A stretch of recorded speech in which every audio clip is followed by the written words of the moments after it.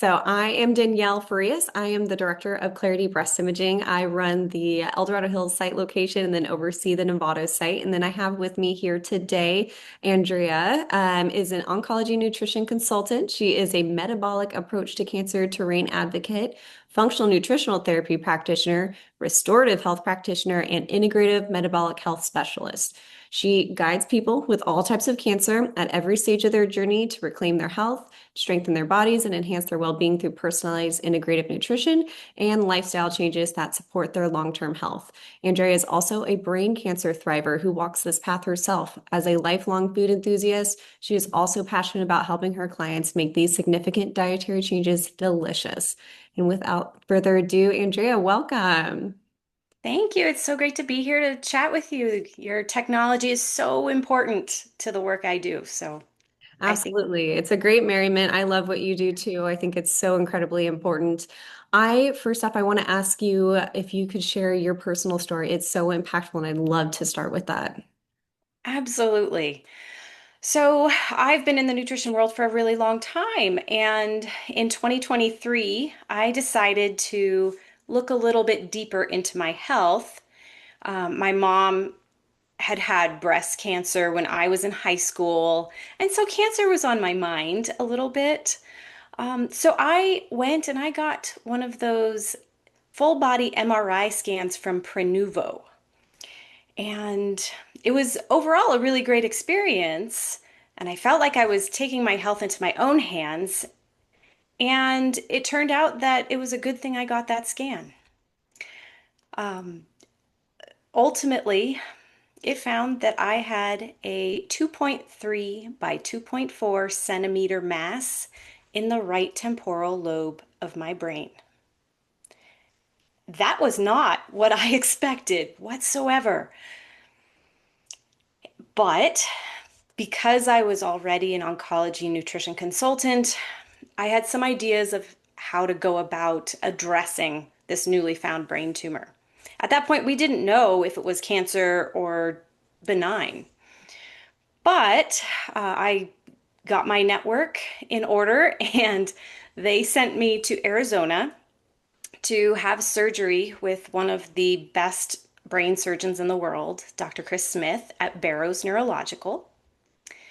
I had surgery in April of that year, and ultimately, a couple weeks later, I got my pathology, and it was indeed cancer. It was a grade 3 oligodendroglioma. Say that three times fast. I think it took me a week to learn how to pronounce it. Um, but ultimately, my very special surgeon had similar views on cancer that I do. So we agreed that I would continue on with a ketogenic diet, which I had started right when I found my tumor. And I would work on the rest of the factors that could have contributed to my tumor through the metabolic approach to cancer, and that I would forego doing chemo or radiation. And here I am. I'm almost 3 years out. Next year will be my 3 year mark, and I'm doing great. I'm in the best health of my life. I'm thriving, and I'm able to use the path that I'm on to help my clients as they walk through their journeys. So Amazing. Thank you. And then remind me, did you have surgery? I did, You yes. did. Yep. And then you did this all without the radiation and the chemo, which is phenomenal. What kind of led you towards the dietary aspect of just wanting to learn in general? Like, what pushed you to want to support the body more nutritionally? Well, I have had a long-term interest in health in general, but my mom's diagnosis when I was in high school and, subsequent diagnoses really put cancer on my radar. And then, unfortunately, in 2020, a family friend of ours um, got colon cancer. And unfortunately, I was not really equipped to help her because I didn't have the education in oncology at that point. I was in the middle of it. But unfortunately, she passed. And so that has really been one of the reasons why I have gone so deep into this study is that people need help. And I want to be one of those people who has the resources to help them. Absolutely. And I think it's amazing. I mean, you probably know the studies possibly that to quote off of, but there's so much research and support showing that oncology nutrition in adjunct with even just more conventional treatment has a better outcome than just doing conventional treatment. So even if you want to take the radiation, the chemo route, but also doing the oncology nutrition aspect along with it, you have a better outcome than just doing the conventional alone. Absolutely. The metabolic approach to cancer operates under the guise that, yes, we know that cancer likes sugar. So we try and lower blood sugar. It's not just blood sugar, though, it's a lot of different aspects that we're working on. We're working on things like stress. Did you know that stress can raise your blood sugar? Oh, It can also cause other issues as well, but that is a concern with cancer. We work on the microbiome health. Hormone health is really important. Immune health. We work on um, mental emotional stressors. That also includes circadian rhythm issues as well. So we're looking at the terrain of your body and the soil that the cancer grew in from a very robust, well-rounded scope. And that big lever that we have is diet as we work on these other things as well. So changing the diet so that it does not cause high blood sugar is super helpful. I love that. I love that you're looking at the whole body. You're not just focusing on, okay, this one diet is going to be a catch-all. It's let's look at who you are as a person and you do that through labs, is you're actually looking at like at a biology level who these people are and then recommending based on their physical biology of what they need and their body's needs. Absolutely. One of my mentors, Dr. Nasha Winters, has a saying that we need to test, assess, and then address. We need to know what's going on in the body before we can try and balance it. All the one size fits all protocols may not work for everyone. And some of them might be downright contraindicated, depending on what is going on in someone's bio-individual body. And so with that, I think you can safely say, but correct me if I'm wrong, there isn't just one diet that you're recommending to people. It's not like everyone goes on keto and it works. You're going to recommend what their body needs nutritionally. Generally, yes, although we always recommend a low carbohydrate diet and a no sugar diet. That makes sense. But there are many ways to get to metabolic flexibility. Sometimes we utilize fasting. We always want to support the nutritional needs of the body by using our diet to, replace nutrients that we may be missing, like, B12. So I don't generally recommend a vegan diet just because those nutrients are hard to get. But sometimes people have autoimmune diseases, and we need to watch food sensitivities very closely. So, yes, everyone's diet is slightly different depending on their needs. I love that. Can you go over fasting a little bit on how it kind of is beneficial for people going through cancer treatment? And just because I know there's a lot of controversy around fasting, and I know there's fast like a girl and there's men's fasting. So, how do you kind of navigate that between genders? Is there a difference, or is it kind of when you're treating cancer, you're kind of trying to hit it at kind of the same angle? With fasting, there is some bioindividuality for this as well, but it is one of the fastest ways to drop blood sugar. So, oftentimes, we'll recommend intermittent fasting, which is compressing your eating window into just a few hours of the day, maybe 6 or 8 hours of the day, and the rest of the day, mostly the time when you're sleeping, you are not eating. But oftentimes we also do 24-hour fasts or 3-day fasts, depending on our goals and our treatments. It has been shown that fasting through chemotherapy treatments can actually make the treatments more effective and have less side effects, which anyone who's gone through chemo wants fewer side effects. So that is a really important tool. It can also be helpful for radiation. We don't want high blood sugar for radiation. Radiation needs to be in a state of low blood sugar. So for some people, that fasting tool is really helpful. Absolutely. Why don't you think that what you do isn't just automatically included in cancer treatment? Like, it seems so important to be able to support the body while it's healing, while actively trying to treat this malignant source in the body. Why wouldn't we want to just automatically support the body through this treatment plan, through what you're doing? That may be a loaded question. That is a complex question. Yes. Well, one day I hope it will be part of the standard of care. But right now, many doctors are not trained in nutrition. And so when they are prescribing a particular treatment path, nutrition is not their top priority. They're thinking about the pharmaceuticals that could help. And their goal is mostly to make the tumor shrink or disappear. But cancer is systemic, it's a whole body problem. And with the metabolic approach to cancer, we're looking at the body as a series of systems that could be contributing to your cancer diagnosis. And so, even if you have the proper treatment, the best treatments in the world, and your tumor goes away, if you do not address the underlying soil that grew the cancer in the first place, long-term remission is very, very, very difficult. And so I always recommend, no matter what treatment decisions people make, that they do look into the soil of their body and the imbalances that could have caused their cancer.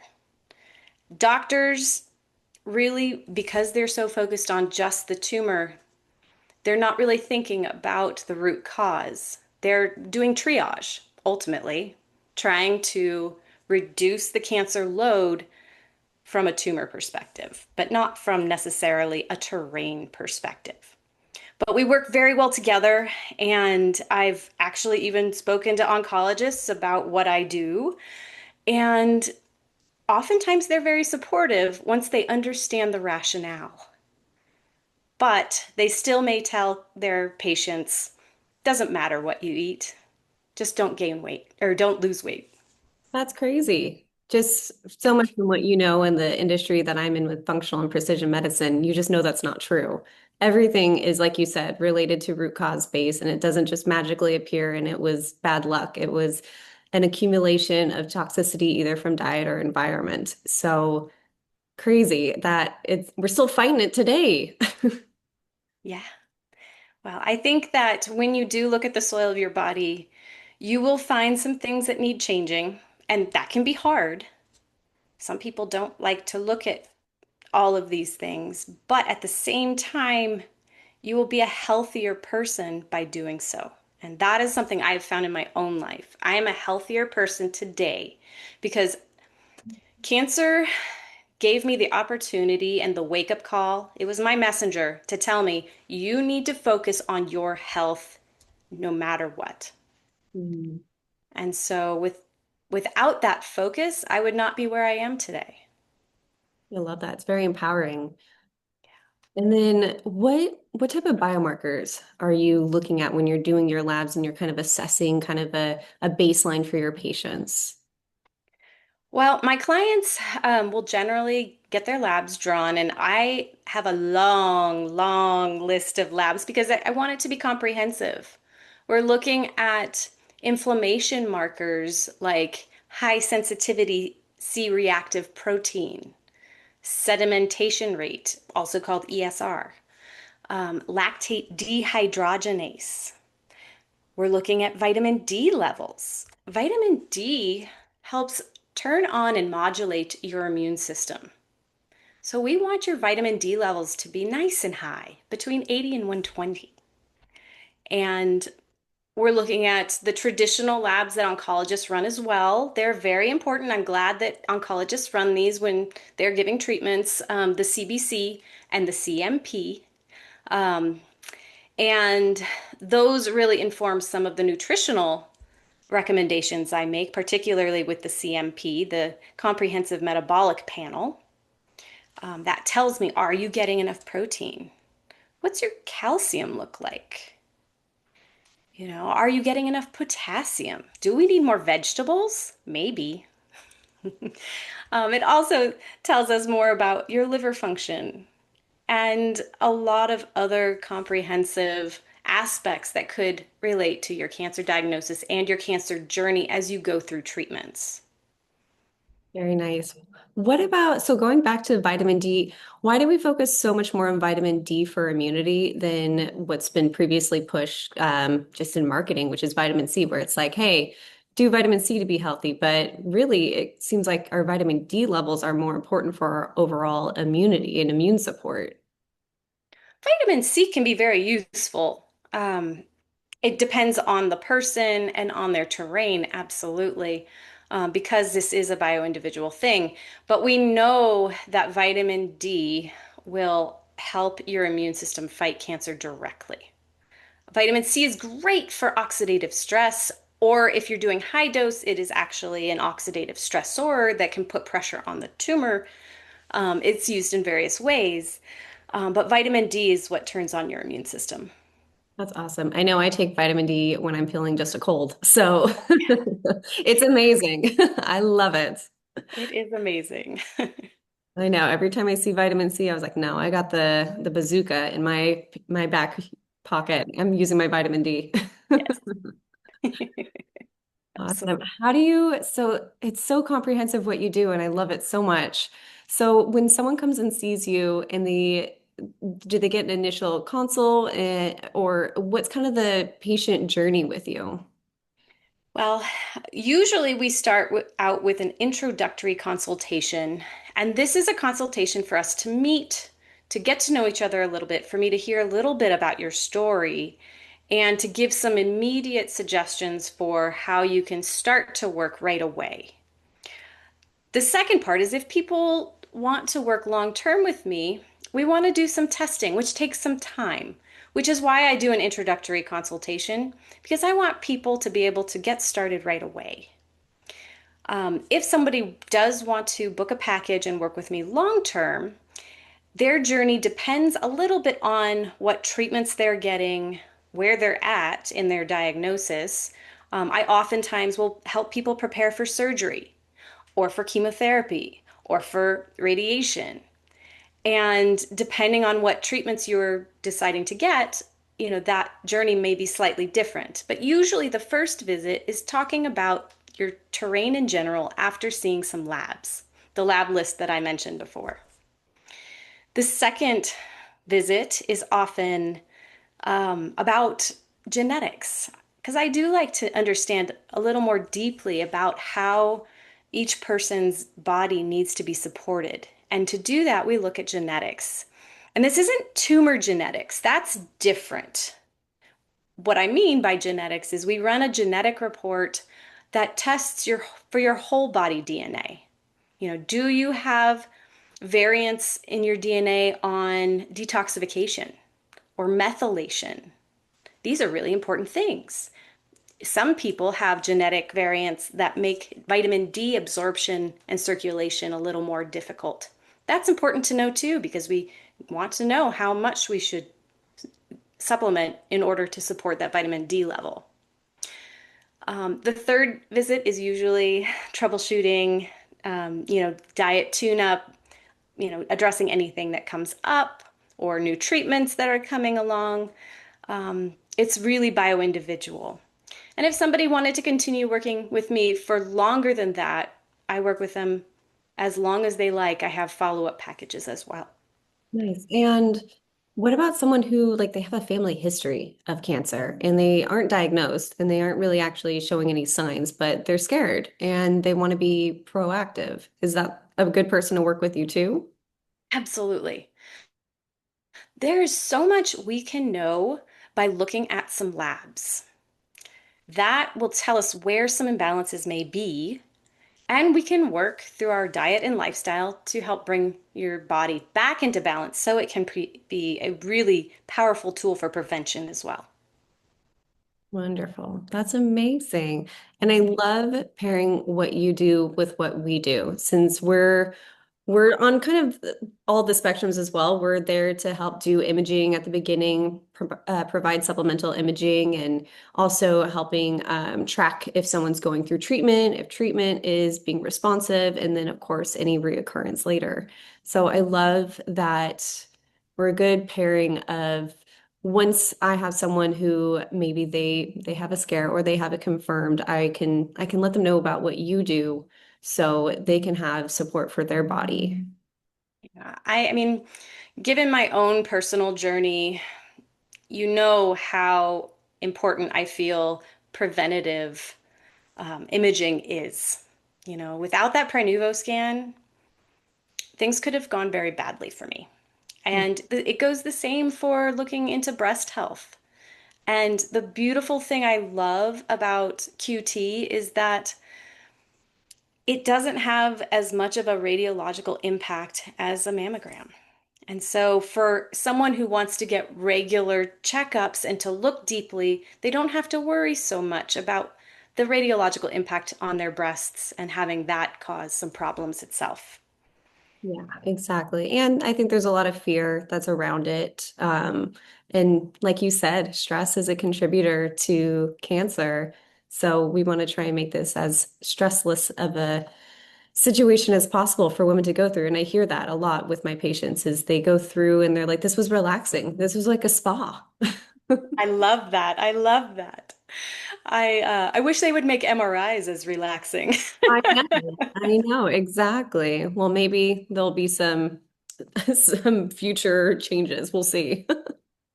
See what happens. Things are definitely developing and changing quickly in the imaging sphere. Yeah, absolutely. I think I love what's happening in medicine right now, where it feels more people are waking up to the idea that I deserve more in all aspects. I deserve more with my imaging. I deserve more with my body support. I don't want to just be given a pill. I feel like there's a piece missing and they're searching. And then there's people like you who are there to be found. Absolutely. And the thing that I always like to share with people is you do have a choice. You are the CEO of your health. You can choose how you investigate your body. You can also choose how you treat your body with whatever you find. And there's so much reason to have such great hope around that. I love that. That was amazing. Well, if anyone is interested in finding Andrea or wants to work with her, the name of her company is Not Just Broccoli, which is adorable. I love it. Thank you. And you can find her on Instagram, Not Just Broccoli, or visit her website, notjustbroccoli.com. Anything you want to add? I think the thing I want to add is sometimes people send me a message telling me that they're scared to look into their health. And I can tell you from my experience that looking into your health is the most powerful thing you can do for your health. And whatever you find, you can do something about it. So don't wait until it's too late. That's perfect. I think a lot of people need to hear that. And that fear does drive a little freeze response for a lot of people. Or I guess even flight if they're running away from it. Yes, So that's absolutely. perfect. Well, if anyone again wants to reach out to Andrea or has questions, follow her, reach out. If anyone has interest in the QT scan or questions, please feel free to visit our website, www.qbi.health or Clarity Breast Imaging EDH for Instagram. And thank you again. Thank you.